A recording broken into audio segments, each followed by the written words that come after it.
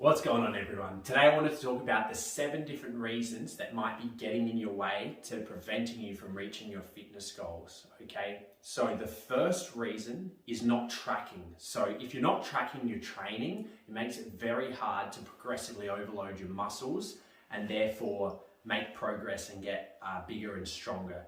Same thing with your cardio. If you're doing the same thing day in, day out, it's not going to be very effective. Your body will adjust and adapt to what you put it through on a daily and weekly basis. So you need to keep changing it.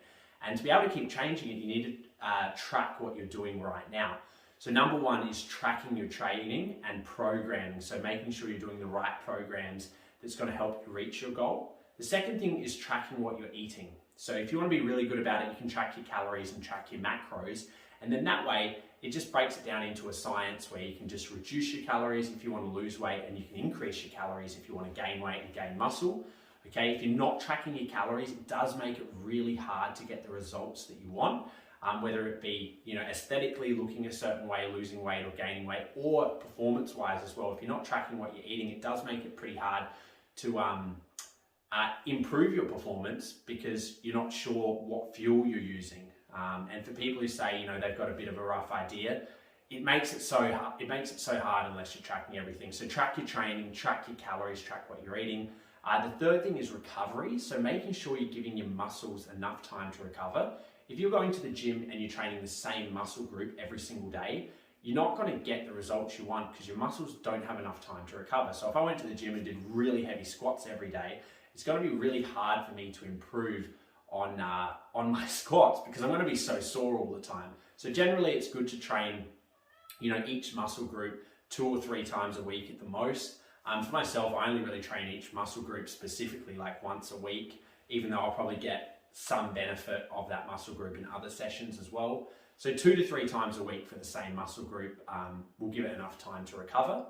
Okay. The next one is being inconsistent. So if you just go to the gym here and there, and you kind of just go when you feel like it, you need to be consistent. This is what I tell clients all the time. It all comes down to consistency over a long period of time. So you need to be consistent with your programming, with your training. You need to be consistent with tracking your calories. And after a month or a couple of months, you're going to start seeing results. But if you're consistent for a week and then inconsistent for a week, you're never going to get where you want to go. So being consistent is very, very important. Okay. Another one is waiting to feel like training. So I see this a lot from friends and different people. It's like, I didn't go to the gym because I wasn't really feeling it today. So it's like, if this is your problem, you need to think of a reason why you're training, a big enough goal. And if you find a big enough goal, you're going to find a reason how to achieve that goal, okay? If your why isn't big enough, then you never, if you don't feel like doing something, you're never going to do it, okay? And the next one is improper form. So if you're going to the gym and you're doing lots of weights or whatever the exercises are you're doing and your form is incorrect, you're not going to stimulate the muscle in the right way to make it grow, basically. So if you're going to the gym and you're doing squats and your form's, all over the place, you're going to put lots of pressure on your knees. You're probably going to be more likely to injure yourself, and it's just not going to stimulate the muscle in an effective way. So making sure you've got proper form. Okay.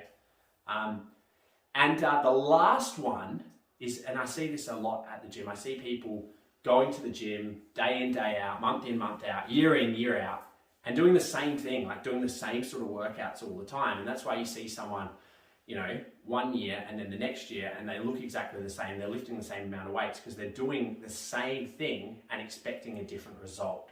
So you can't do the same thing and expect a different result. That is the definition of insanity.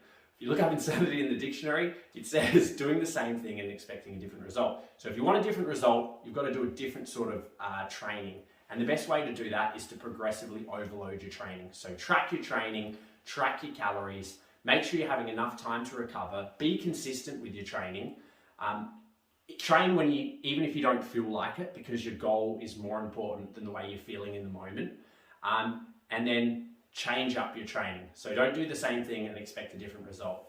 All right, thanks guys. I hope that was helpful. Let me know in the comments if you got any questions about any of those.